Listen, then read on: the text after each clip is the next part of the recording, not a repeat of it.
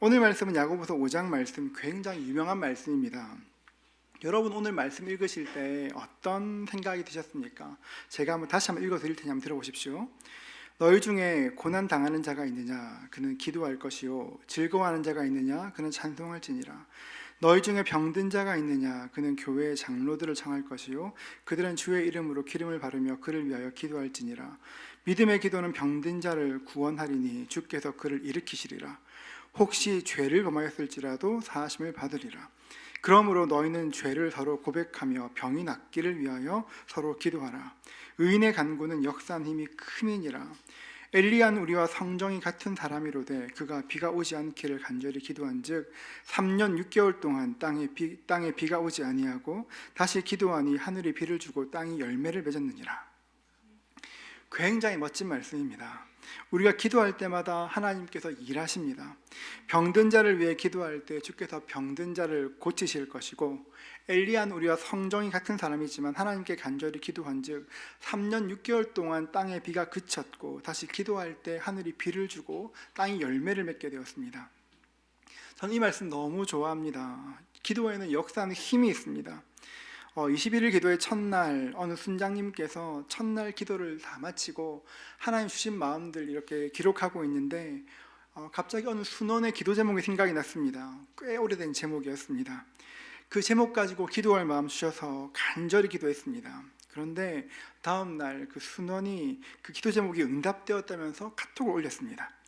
순장님께서 전날 메모한 것을 다락방에 올렸고 그 메모를 보면 모두가 감격했다, 그런 이야기 들었습니다. 다락방 전체가 기도에 열정이 생겼다 이야기 들었습니다.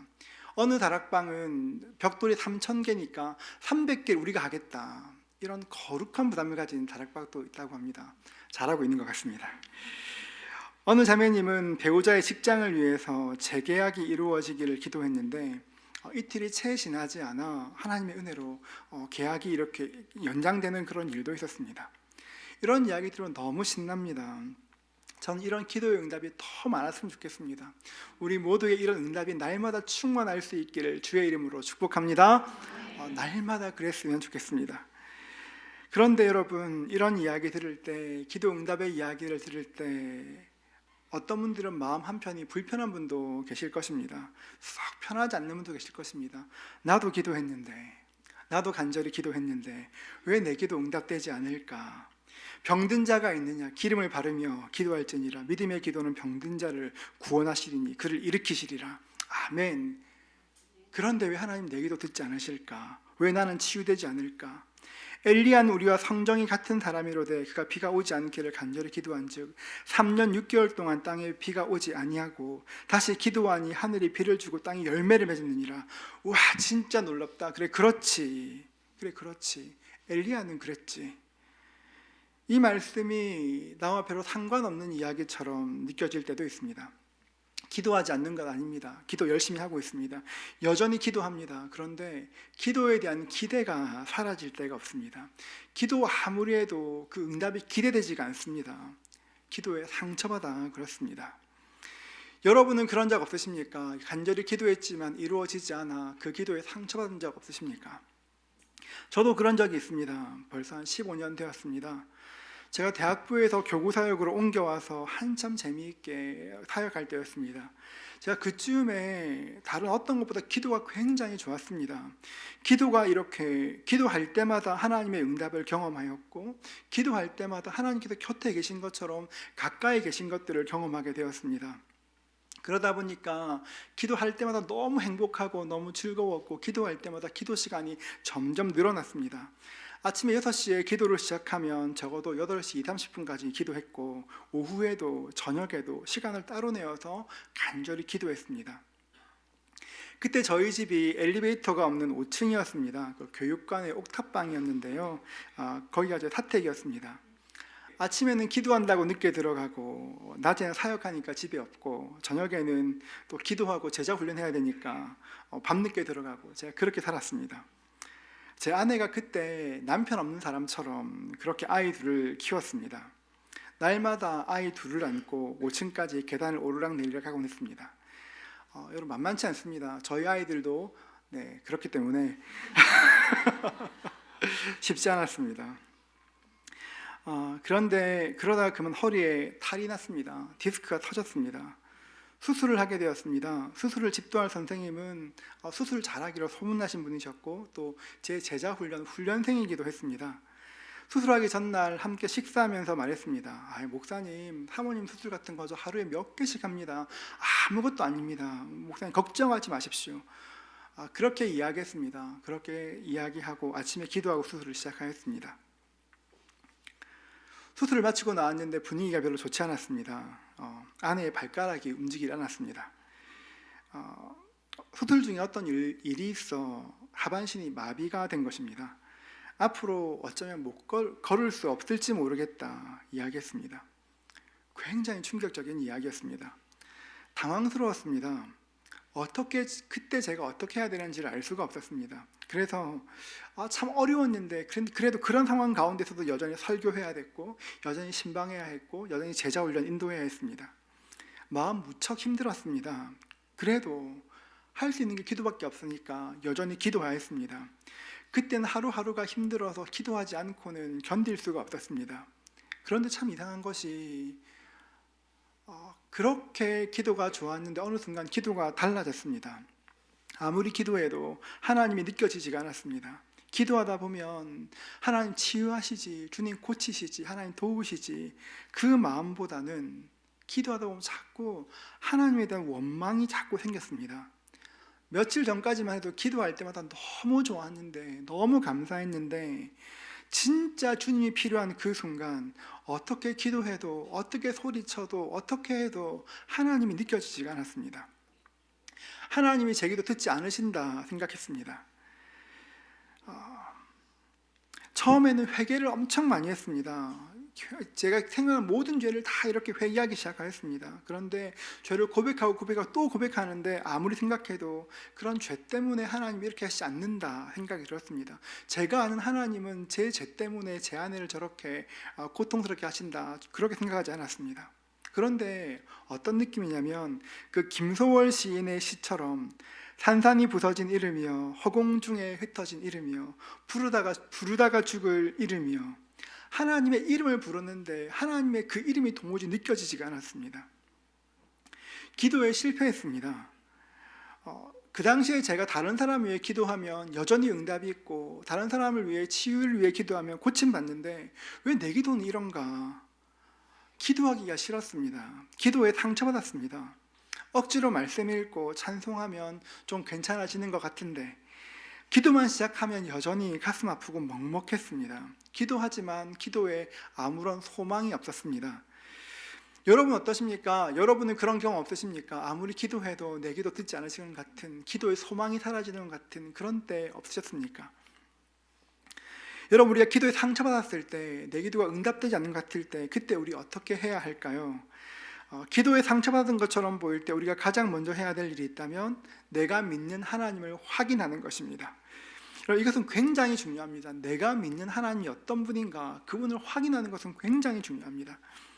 여러분, 우리 교회 찬양팀이 찬양을 정말 잘합니다. 진짜 실력이 있습니다. 우리 교회 예배를 유튜브로 보신 분들은 가끔 질문하십니다. 찬양 인도하시는 분이 전도사님이시냐, 목사님이시냐 물어봅니다. 혹시 궁금하신 분들이 계실까봐, 여러분, 우리 순장님이시고 평범한 직장인이십니다.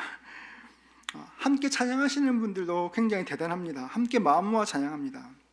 무엇보다 우리 세션들, 우리 밴드가 정말 잘합니다. 여러분, 우리 찬양팀의 진가를 알기 위해선 예배 15분 전에 오시면 같이 찬양을 하면 와 대단하다 할 텐데 안타깝습니다, 여러분. 우리 교회 찬양 참 좋습니다. 여러분, 저는 여러분 조금 더 일찍 오셔서 함께 찬양하시면서 예배를 준비하면 좋겠습니다.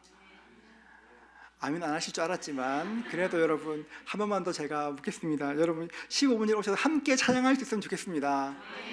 아멘. 네. 여러분, 찬양하면 너무 좋습니다. 찬양이 너무 은혜롭고 연주가 조화롭지만 가끔씩 그 전자기타 소리가 굉장히 돋보일 때가 있습니다. 찡 하는 그런 거 아시지 않습니까, 여러분? 너무 한번 부탁하고 싶은데 자리에 앉아 있어서 할 수는 없고 그렇습니다. 여러분, 그런데 그 전자기타 소리가 돋보이기 위해서는 전자기타도 중요하지만 그 베이스 기타 같은 저음악기가 있어야 됩니다. 베이스 기타, 여러분 나중 얼굴 보시면 얼마 전에 결혼한 새신랑입니다. 잘생겼습니다, 여러분.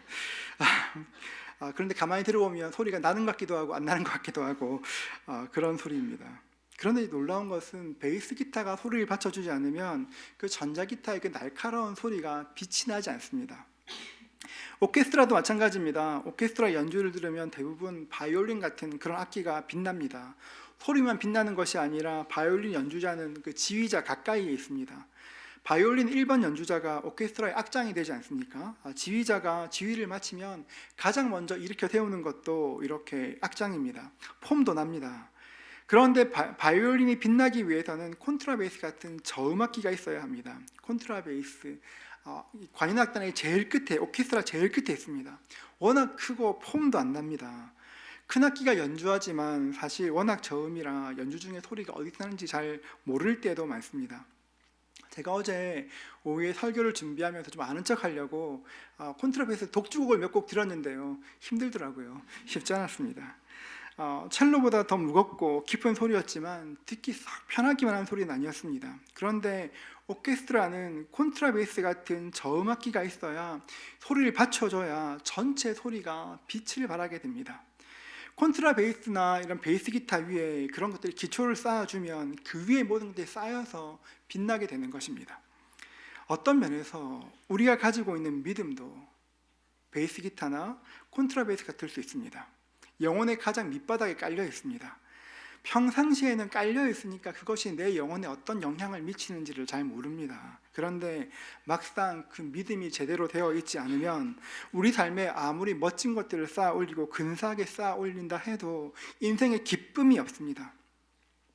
종교라는 말은 영어로 religion입니다. religion이라는 말은 라틴어로 religio라는 단어에서 파생된 것인데 그 religio가 뭐냐면 끈으로 연결하다 그런 뜻입니다. 그러니까 종교, 기독교는 무엇입니까?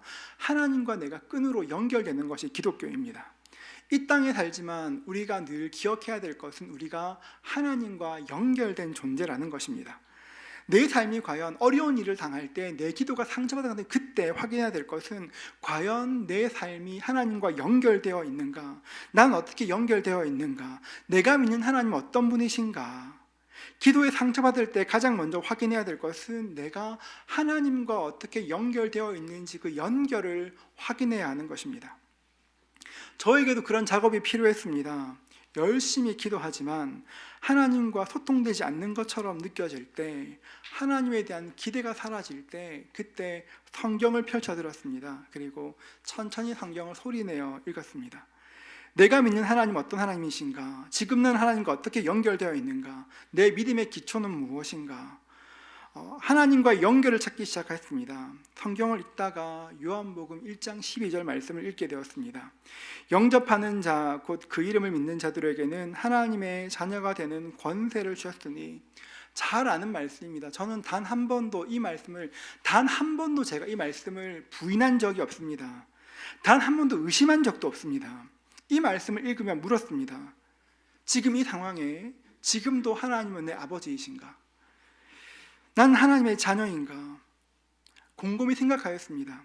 상황은 정말 어렵지만 생각하고 또 생각하니까 아무리 생각해도 하나님이 내 아버지라는 것을 도저히 부인할 수가 없었습니다. 그렇지, 하나님 내 아버지시지. 동시에 하나님이 내 아버지시지가 기억나니까 그 다음 어떤 말씀이 떠올라왔냐면, 그래, 하나님은 선하시지. 내 아버지 좋은 분이지. 하나님은 선하시지. 하나님의 선하심이 제 마음 가운데 확신되었습니다. 상황은 썩 좋지 않았지만 하나님께서 내 아버지시라는 것, 하나님은 선하시다는 것을 도저히 부인할 수가 없었습니다. 다시 성경을 읽기 시작하였습니다. 로마서 8장 14절인데요. 무릇 하나님의 영으로 인도함 받는 사람은 곧 하나님의 아들이라. 하나님의 영으로 인도함 받는 사람이 곧 하나님의 아들이라. 그렇지, 하나님의 아들은 하나님의 인도를 받지. 나는 지금 하나님 인도를 받고 있나? 내가 지금 하나님의 인도 아래 있을까? 제가 이제까지 믿어왔던 것들을 하나하나 되짚어가며 확인하기 시작했습니다. 하나하나 되짚어가다 보니 그 말씀 속에서 하나님이 인도하신 그 길이 희미하게 보이기 시작했습니다. 성경을 보면 여러분 수많은 사람들이 하나님의 인도를 받고 살았습니다. 그런데 여러분 인도받은 그 길이 언제나 형통하고 좋은 길은 아니었습니다. 여러분 성경에 형통이란 말이 가장 많이 나오는 성경이 어딘지 아십니까? 창세기 39장에 가장 많이 나옵니다. 누구 얘기인지 아십니까? 요셉 이야기입니다. 창세기 39장에 형통이라는 말이 3번 나오는데요, 2절은 이렇습니다. 여호와께서 요셉과 함께 하심으로 그가 형통한 자가 되어 그의 주인 애굽 사람의 집에 있으니. 3절은 이렇게 말합니다. 그의 주인이 여호와께서 그와 함께 하심을 보며 또 여호와께서 그의 범사에 형통하게 하심을 보았더라. 우리 23절은 우리 같이 한번 읽도록 할까요? 23절입니다. 간수장은 그의 손에 맡긴 것을 무엇이든지 살펴보지 아니하였으니 이는 여호와께서 요셉과 함께 하심이라. 여호와께서 그를 범사에 형통하게 하셨더라. 하나님께서 요셉을 형통하게 하셨습니다. 형통하게 하셨습니다. 형통하게 하셔서 형들에게 팔렸습니다.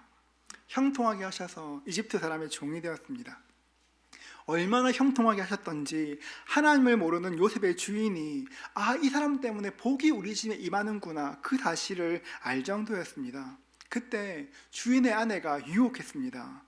같이 이렇게 잠자리를 유혹해 왔습니다. 그때 거절했습니다. 얼마나 훌륭합니까? 상 받아야 되는 일입니다. 그런데 그 일 때문에 감옥에 갇히게 되었습니다.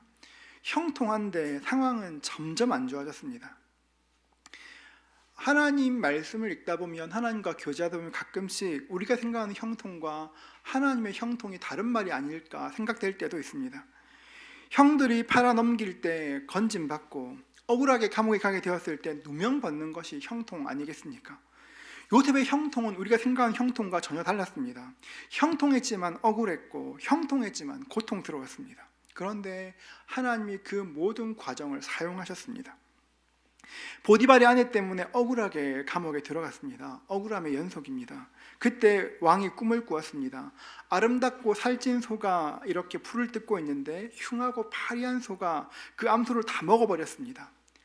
또 꿈을 꾸었습니다. 이번에는 이삭이 충실한 곡식이 있었는데 바싹 마른 이삭이 다 먹어버렸습니다. 이 꿈을 꾸고 바로가 번민했습니다. 번민할 때 요셉이 그 꿈을 해석해 주었습니다. 이 말씀을 자세히 보면 요셉이 꿈을 해석할 때 반복해서 하는 말이 있습니다. 창세기 41장 25절인데요. 요셉이 바로에게 아뢰되 바로의 꿈은 하나라.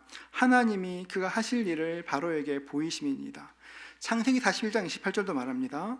내가 바로에게 이르기를 하나님이 그가 하실 일을 바로에게 보인다함이 이것이라. 요셉이 바로에게 말할 때 그가 하실 일이라고 반복해서 말합니다. 그가 하실 일이 무엇입니까? 꿈에, 이 일에 하나님의 계획이 있다는 것입니다. 요셉은 아무런 잘못이 없었지만 형들에 의해서 애굽으로 팔려갔고 14년 동안 고통스러운 시간을 보내야 했습니다. 그 고통의 시간 동안 요셉이 깨달은 것이 무엇입니까? 내가 지금은 이해할 수 없지만 이 모든 일에는 하나님의 계획이 있다는 것입니다. 요셉이 14년 동안 고통스러운 그 시간을 거쳐가며 형통함을 누리며 억울함 가운데 깨달은 것은 지금 내가 이해할 수 없지만 이 일에는 분명 하나님의 계획이 있다, 이것이 깨달은 것이었습니다. 하나님께서 요셉을 이집트에 보내시고 그런 고난을 겪게 하신 이유가 무엇입니까? 창세기 45장 7절부터 8절은 이렇게 말합니다. 우리 같이 한번 읽어볼까요? 같이 읽습니다. 하나님이 큰 구원으로 당신들의 생명을 보존하고 당신들의 후손을 세상에 두시려고 나를 당신들보다 먼저 보내셨나니 그런즉 나를 이리로 보낸 이는 당신들이 아니요 하나님이시라. 하나님이 나를 바로에게 아버지로 삼으시고 그 온 집의 주로 삼으시며 애굽 온 땅의 통치자로 삼으셨나이다. 하나님의 계획이 무엇이었습니까? 야곱의 가문을 구원하시고 그 후손을 세상에 두시기 위한 것이었습니다. 만약 요셉이 형통하여서 가나안 땅에 그대로 살았다면 어떤 일이 있었을까요? 아마 가나안 어느 도시의 부자들로 살았을 것입니다. 가나안 시골 출신이 이집트의 총리가 된다는 것은 꿈도 못 꿀 일이었습니다. 우리는 요셉이 이집트의 총리가 되니까 그렇게 총리가 되는가 보다 생각하지만 여러분, 당시 이집트에는 수많은 명문 가정이 있었습니다. 명문가의 아이들이 어려서부터 학교를 다니고 학원을 다니면서 공직에 나가기 위해서 어려서부터 준비하였습니다. 사실 요셉 같은 시골에서 자란 사람은 이집트의 중앙 정계로 진출할 수가 없었습니다. 그런데 하나님이 이렇게 들어서 옮겨주신 것입니다. 형통하게 하셨습니다. 그런데 형통케 하셨는데 어려운 길로 가게 하셨습니다. 우리는 당장 내일 일도 모르니까 우리가 원하는 것이 형통할 것이라 생각합니다. 최고의 것이라 생각합니다. 그런데 여러분, 우리 하나님은 우리의 시작도 아시고 끝도 아십니다. 우리 인생의 모든 시간들을 주님은 다 알고 계십니다. 하나님께서 우리를 인도하시는 길이, 우리 하나님의 형통이 무엇입니까? 순탄한 길로 인도하는 것이 아니라 옳은 길로, 바른 길로, 가야 할 길로 인도하시는 것이 하나님의 인도라는 것입니다. 여러분, 기도에 상처받을 때가 있습니다. 왜 내 기도에 응답하시지 않을까? 그때 기억해야 될 것이 무엇입니까? 나는 잘 모르는데 하나님께 계획이 있지. 나는 잘 모르는데 하나님 내 계획 아시지. 여러분, 하나님을 붙들어야 되는 것입니다. 여러분, 그 말씀을 통해 하나님 붙들어야 기도의 힘을 받을 수 있는 것입니다. 말씀을 통해서 저는 하나님께서 저를 좋은 길로 인도하신다는 것 확신하였습니다. 그리고 또 하나 확인한 것이 있습니다. 하나님께서는 나를 보호하신다는 것이었습니다. 여러분, 우리의 마음이 강한 것 같지만 굉장히 약합니다. 정말 쉽게 뚫립니다. 갑자기 불안이 밀려오면, 갑자기 밀려오는 불안, 갑자기 밀려오는 두려움, 갑자기 염려가 밀려오면 밤에 잠을 설칠 때가 얼마나 많습니까? 여러분, 그렇게 갑작스럽게 막 마음에 밀려오면 내 마음이 지켜지지가 않습니다. 저도 그런 시간 보냈습니다. 아내를 보러 병원에 갈 때마다 가기 전에 하나님의 은혜를 구하며 기도했습니다. 하나님 도와주십시오. 도와주십시오. 고쳐주십시오. 기도하지만 병원 엘리베이터 누르기만 하면 믿음이 다 사라지고 마음이 약해지는 것 경험하였습니다. 우리 인생은 우리 생각보다 쉽게 무너집니다. 우리 인생 지금 굉장히 견고해 보이지만 생각보다 정말 허약합니다. 우리 인생은 생각보다 약합니다. 내가 보호막이라고 믿고 있는 것들, 내가 보호막이라 생각하는 것들, 여러분, 그렇게 단단하지 않습니다. 성경을 읽다 보니까 하나님의 사람들에게도 이런 불안함이 있었습니다. 하나님의 사람도 똑같이 불안했습니다. 그런데 이런 불안함이 느껴질 때마다 하나님의 사람들은 자신의 보호막을 강화하는 것이 아니라 하나님께 나가 엎드려 기도하였습니다. 하나님의 사람들을 보니까 하나님의 사람들은 우리의 모든 것들이 하나님과 연결되어 있다는 것을 잘 알고 있었습니다. 하나님과의 관계가 우리 삶에 영향 미친다는 것을 알고 있었습니다. 그래서 어려운 일이 있을 때마다, 힘든 일이 있을 때마다 하나님께 엎드려 기도하며 하나님의 도움을 구했습니다. 시편을 읽어보면 믿음의 선배들이 어떻게 기도했는지를 알 수 있습니다. 시편 121편 5절은 이렇게 말합니다. 여호와는 너를 지키시는 이시라. 여호와께서 내 오른쪽에서 내 그늘이 되시나니. 하나님이 너를 지키신다 말씀하십니다. 시편 3편 1절은 이렇게 말합니다. 여호와여, 나의 대적이 어찌 그리 많은지요. 일어나 나를 치는 자가 많으니이다. 다윗이 주변을 살펴보니까 내 대적이 나를 치려는 자가, 바꿔 말하면 내가 망했으면 좋겠다는 사람이 너무 많았다는 것입니다.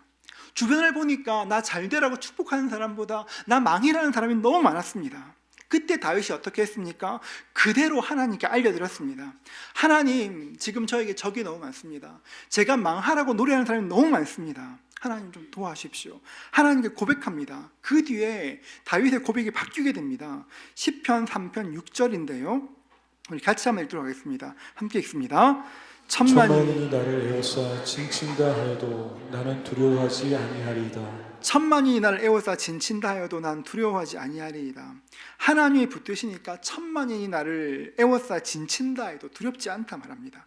천만이라는 것은 당시의 사람들이 생각할 수 있는 가장 많은 인원을 말하는 것입니다. 아무리 많은 사람이 나를 에워싸 진친다 해도, 포위한다고 해도 하나님 계시니까 나 두렵지 않습니다 말하는 것입니다.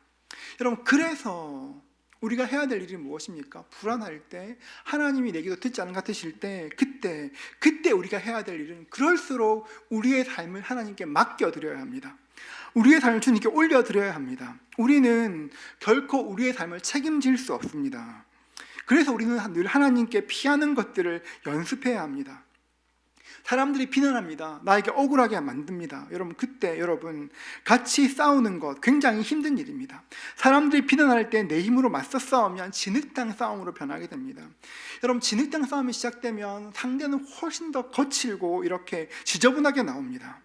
내 능력과 감정을 소모하며 싸워야 합니다. 그런데 여러분, 그 싸움의 끝에 얻을 수 있는 것들이 그렇게 많지 않습니다. 힘과 힘이 부딪히면 서로 피해 있습니다. 여러분, 그때 우리가 해야 될 일이 무엇입니까? 하나님께 피하기로 결정하는 것입니다. 하나님께 다가가 주님께 도움을 구하는 것입니다. 왜냐하면 하나님께서 우리의 완전한 방어벽이 되시고 하나님의 피난처가 되시고 하나님의 도움 되시기 때문에, 하나님의 자녀는 하나님께서 책임지시기 때문에 우리가 하나님께 맡겨드릴 수 있는 것입니다. 여러분, 기억하십시오. 하나님께서 우리의 좋으신 아버지이십니다. 이 하나님께서 좋으신 우리 아버지이심을 믿으실 수 있기를 주의 이름으로 축복합니다. 하나님 아버지, 여러분 늘 부르시죠. 아버지. 여러분, 아버지란 말이 얼마나 좋은 말인지 모릅니다. 아버지라 부를 수 있다 얼마나 큰 은혜인지 모르겠습니다. 아버지와 자녀의 관계는 굉장히 특별한 관계입니다. 여러분, 만약에 제가 지금 길을 가고 있는데 갑자기 어떤 어린아이가 와가지고 아빠 부르면 어떻게 될까요, 여러분? 기절할 겁니다, 여러분. 그런데 하나님께서 우리를 어떻게 말씀하시냐면, 너 나한테 아버지라 불러 말씀하십니다. 아버지, 천지를 지으신 하나님께 아버지라 부를 수 있는 것은 말할 수 없는 특권입니다. 누가복음 15장에 탕자 이야기가 나옵니다. 탕자가 이렇게 허랑방탕하게 살다가 집으로 돌아갈 때 결심한 것이 있었습니다. 누가복음 15장 19절은 말합니다. 지금부터는 아버지의 아들이라 일컬음을 감당하지 못하겠나이다. 나를 품꾼의 하나로 부숴서 하리라고. 여러분, 집으로 돌아가는 길에 난 더 이상 아버지라 부를 수 없지 말하는 것입니다. 예수님도 그 친밀하신 하나님께 아버지라 부르지 못할 때가 있었습니다. 십자가에서 고통당하실 때, 힘들 때 아버지 도와주십시오 할 수 있는데 아버지라 부르지 못하셨습니다. 나의 하나님 어찌하여 나를 버리셨나이까 기도하셨습니다. 그 엄청난 죄의 무게 때문에 하나님을 아버지라 부르지 못했습니다. 그런데 하나님께서 저와 여러분에게 너 아버지라 불러 말씀하셨습니다. 우리가 하나님을 아버지로 부를 수 있게 되었습니다. 죄인인 우리가 하나님을 아버지로 부른다는 것은 엄청난 특권입니다. 신년이다 보니, 해가 바뀌다 보니 한국 교회에 대한 많은 진단들이 나옵니다. 진단들을 보면 한국 교회가 변화된다고 이야기합니다. 더 이상 예배나 성경 공부나 제자 훈련 같은 것, 그런 개인적인 영성에 집중하지 말고 소외된 이웃을 돕고 사회의 불의에 맞서야 된다고 말합니다. 맞습니다, 여러분. 교회는 소외된 이웃을 도와야 하고 사회적 불의에 대해서도 소리낼 수 있어야 합니다. 그런데 저는 그 전제가 다릅니다. 저는 그런 문제가, 교회의 지금 문제가 예배와 성경 공부, 제자 훈련 같은 그런 개인적 영성에 치중했기 때문에 그렇게 되었다는 말을 저는 동의하지 않습니다. 지금 한국 교회의 문제는 개인 영성에 치중한 것이 문제가 아니라 개인 영성 자체의 문제가 생겼습니다. 세상의 물결이 거칠게 몰아칠 때, 여러분, 세상의 물결이 거칠게 들어오니까 그 물결 가운데 그 물결만 보고 하나님을 아버지로 보지 못하는 것입니다. 세상만 보지 하나님을 보지 못합니다. 하나님을 보지 못하니까, 하나님이 우리의 보호자이심을, 하나님의 공급자이심을 믿지 못하니까 그리스도인들에게 살 수도 없고 하나님께 나올 때 하나님에 대한 감격도 없는 것입니다. 하나님을 아버지로 부른다, 놀라운 일입니다. 오늘 칼럼에서 읽은 글입니다. 목사님의 여동생 이야기인데요. 굉장히 짓궂은 삼촌이 있었습니다. 어릴 때 아이가 너무 이쁘고 귀여우니까 장난삼아 말했습니다. 너 사실은 다리 밑에서 주워왔어. 그렇게 말했습니다. 보통 부산에서는 영도 다리에서 주워왔다고 얘기하는데요. 다리 밑에 주워왔어 얘기했습니다. 내가 다 봤어 얘기했습니다. 아이가 자꾸 아니라고 얘기하는데 그 모습이 너무 귀엽고 재밌어서 만날 때마다 너 주워온 거 나 봤어, 같이 갔어 계속 얘기했습니다. 그런 계속 그 아이가 아니라고 말하는데 문득 자기의 앨범 사진이 떠올랐습니다. 언니와 동생은 돌사진이 있는데 자기는 돌사진이 없었습니다. 그렇게 생각하기 시작하니까 의심스러운 게 너무 많았습니다. 진짜 삼촌 말이 진짜였나 막 의심되기 시작했습니다. 그때부터 방황하게 되었습니다. 초등학교 때부터 고2 때까지 꽤 심하게 방황했습니다. 어제까지 엄마였는데 아줌마로 변했습니다. 어제까지 아빠였는데 아저씨가 되었습니다. 집도 내 집이 아니었습니다. 괜히 집 밖에 나가 서성거렸습니다. 혹시 우리 엄마가 나 데리러 오지 않을까. 집 밖에서 그냥 배회하는 날도 많았습니다. 어느 날은 내가 버림받았구나 그 생각이 들면 나가서 죽고 싶다 그런 생각도 했습니다. 그러던 어느 날 오랜만에 엄마 친구가 집에 놀러 오셨습니다. 그 아이가 집에 들어오는 순간 그 엄마의 친구가 말했습니다. 야, 너 보니까 정말 엄마 고등학교 때랑 똑같다 얘기했습니다. 그러고 나서 그 말을 듣고 방으로 가서 엄마 사진을 보았습니다. 엄마 고등학교 사진을 보니까 자기가 봐도 자기가 똑같이 생겼습니다. 그리고 엄마에게 달려가 소리쳤습니다. 엄마가 내 엄마 맞구나. 막 울었다는 그런 얘기. 나 엄마가 내 엄마 아닌 줄 알았어. 울면서 소리 질렀습니다. 그때부터 그 여동생의 방황이 끝났다고 합니다. 여러분 혹시 그러지 않으십니까? 여러분은 하나님이 여러분의 좋으신 아버지라는 것이 믿어지십니까? 마귀는 계속 말합니다. 너 사실 아버지 없거든? 너 아버지 없어. 하나님 내 아버지 아니야. 하나님 아버지가 아니야. 하나님 아저씨야. 내 삶은 내가 책임지는 거지 아무도 너 도와주지 않아. 내 인생은 다 네가 하기 나름이야 말합니다. 여러분 다 거짓말입니다. 하나님께서 우리의 아버지이십니다. 하나님이 우리를 도우시고 하나님이 우리를 보호하시고 하나님께서 우리의 필요한 모든 것들을 다 공급해 주십니다. 하나님이 우리의 아버지이십니다. 여러분 혹시 기대 없이 기도하시는 분이 계십니까? 지금 교회에서 막 기도 응답들이 엄청 많이 얘기 돌고 하면 그런 이야기 들을 때 내가 이렇게 기도를 맞나 생각되는 분이 계십니까? 여러분 그 순간 여러분이 믿고 있는 하나님을 한번 확인해 보십시오. 내가 믿고 있는 하나님은 어떤 분이신가? 하나님은 정말로 나를 보호하시는 분이신가? 확인해 보십시오. 그리고 하나님이 내 아버지신 것 한번 생각해 보십시오. 아버지신가? 맞으면 그냥 의지하십시오. 하나님은 우리를 쉬운 길로 인도하시는 것이 아니라 바른 길로 인도하십니다. 그런데 여러분 때때로 그 응답이라는 것이 우리가 원하는 것처럼 완벽하게 마무리되지 않을 때도 있습니다. 제 아내는 수술 중에 사고로 하반신이 마비되었습니다. 6달 동안 입원했었습니다. 정말 마음 다해 기도했습니다. 간절히 기도했습니다. 온 교회가 함께 기도해 주셨습니다. 저는 지금도 그때 기도해 주셨던 많은 분들 지금도 기억하고 가끔 아침마다 기도하곤 합니다. 병원의 예상과는 달리 감사하게도 다리에 감각이 돌아왔고 조금씩 움직일 수 있게 되었습니다. 6개월이 지나 겉으로 보기에 괜찮아졌습니다. 이제 그때로부터 15년 딱 지났습니다. 여전히 그런데 아내는 겉으로 보기에는 괜찮아 보이는데 여전히 밤마다 다리에 쥐가 나고 아픕니다. 경사를 걸을 때마다 지금도 조심스럽습니다. 사실 제가 원하는 것은 아내가 원하는 것은 완전히 회복되는 것입니다. 그런데 저희가 원하는 것처럼 완전히 회복되지 않았지만 그러나 제가 믿고 확신하는 것은 하나님은 여전히 우리에게 좋으신 분이시고 저는 하나님의 자녀라는 것입니다. 사실은 아내 위해서 기도하면 지금도 가끔 서운할 때가 있습니다. 하나님 좀 하시는 김에 다 고쳐주시지. 서운함이 찾아올 때도 있습니다. 진짜 가끔씩은 낙심될 때도 있습니다. 그런데 그때도 하나님이 우리의 아버지이신 것 알기 때문에 또 기도합니다. 여러분 그러다 보니까 하나님이 점점 가깝게 느껴집니다. 그렇게 기도하다 보니까 하나님이 점점 가까이 계신 분처럼 느껴지기 시작합니다. 여러분 혹시 기도에 상처 받으셨습니까? 기도에 상처받았다고 실패했다고 여러분 아무런 기대 없이 하나님께 기도하지 마십시오. 그냥 와서 앉아서 기도해야지 벽돌 한 장 붙여야지 기도하시는 것이 아니라 기도할 때 하나님에 대한 기대가 있기를 주의 이름으로 축복합니다. 하나님 좋은 분이지. 지금 내가 이해할 수 없어도 주님 좋은 분이지. 우리를 인도하신 아버지, 우리의 보호자이신 아버지를 바라보십시오. 그 하나님 바라볼 때 우리에게 기도할 힘이 생기게 되는 것입니다. 제가 좋아하는 가수 중에 하림이라는 가수가 있습니다. 하림이라는 가수가 있는데 그 노래 중에 그런 노래 있습니다. 사랑이 또 다른 사랑으로 잊혀지네. 사랑이 다른 사랑으로 잊혀지네. 노래 좋은 노래입니다. 제가 오늘 말씀을 정리하다가 문득 찬송이 떠오르는 게 아니라 그 노래가 떠올랐습니다. 사랑이 또 다른 사랑으로 잊혀지네. 여러분 사랑이 또 다른 사랑으로 잊혀지는 것처럼 기도의 상처는 기도를 통해서만 치유됩니다. 여러분 기도하지 않으면 그 기도의 상처가 치유되지 않습니다. 여러분, 기도의 자리로 나오십시오.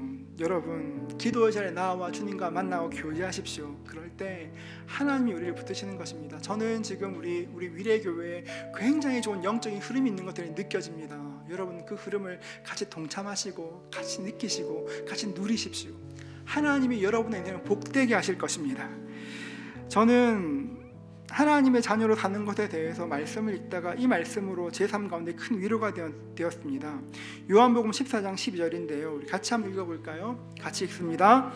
내가 진실로 너희에게 이르노니 나를 믿는 자는 내가 하는 일도 그도 할 것이요 또한 그보다 큰 일도 하리니 이는 내가 아버지께로 감이라.